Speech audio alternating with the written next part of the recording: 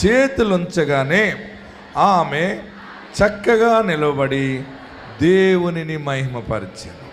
హల్లెలూయా. ఈరోజు పరిశుద్ధ వర్తమానం ఏంటంటే, బలహీనపరచు దెయ్యము ఈరోజు అభిషేక ప్రార్థన ద్వారా పటాపంచలైపోతుంది. దెయ్యాల్లో రకాలు కూడా ఉంటాయని అనుకుంటాం మనం. మీ అందరికీ తెలుసా దెయ్యం ఎలా ఉంటుంది? యేసు ప్రభు వారు 2000 సంవత్సరాల క్రితం భూలోకానికి వచ్చినప్పుడు ఆయన కన్యమరి గర్భాన్ని జన్మించి 33.5 సంవత్సరాలు జీవించారు. 3.5 సంవత్సరాలు ఆయన లోకములో అనేక ప్రాంతాలు తిరిగి సువార్తను ప్రకటించి రోగులను బాగు చేసి దెయ్యములను వెళ్ళగొట్టి ఉన్నారు.